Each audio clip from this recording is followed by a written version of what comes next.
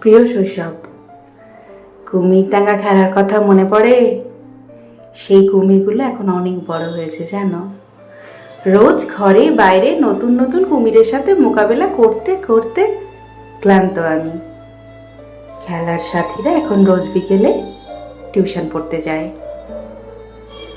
আমাদের খেলার জায়গাটায় 6তলা ফ্ল্যাট উঠে গেছে। সেই লম্বা দেবদারু গাছটা কদিন আগেই বুলবুল ঝড়ে ভেঙে গিয়েছে।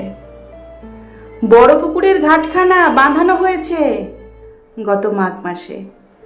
এখন আর রংচঙে সাপগুলোর ভয় নেই। এদিকে আমার ঘরে নতুন একখানা নীল রঙের আলমারি এসেছে। ঘরের গোলাপি দেওয়াল এখন সবুজ। জানালা দিয়ে পূর্ণিমা এলেই ফকফকা চাঁদের আলো ঘরে আসে।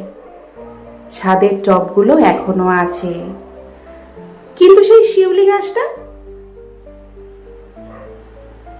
যার শেকড় কেটেছিল লাল পিঁপড়ে আর নেই। তবু সময় পেলেই ছাদে যায় সকাল বিকেল। এখন আমি একাই খুব সাজতে পারি। ওড়না পেঁচিয়ে লম্বা চুল বানানো লাগে না আর। কোমর সমান লম্বা চুলের জট ছাড়াতে গিয়েই অতিষ্ঠ আমি। এখন বৈশাখ এলেই মা ন্যাড়া করে দেওয়ার জন্য আর তাড়া করে না, বরং আমারই ইচ্ছে করে বিপ্লবী হয়ে চুল কেটে ফেলি।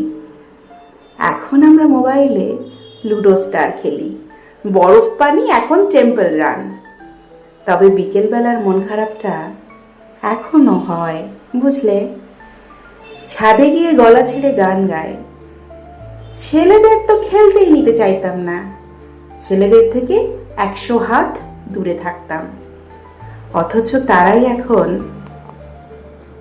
দিবস জামিনী মনের আঙিনা জুড়ে ছুটছে। রবীন্দ্রসঙ্গীত এখনো আমার প্রিয়। আর তবে সহচরী এখন রূপ নিয়েছে আমারও পরানো যাহা যায়। এভাবেই চলছে দিন, দক্ষিণের খোলা জানালায় চোখ রেখে। আর উত্তরের জানালায় বাড়ছে বয়স প্রতিনিয়ত। শৈশব, তুমি ভালো থেকো স্মৃতির পাতায়।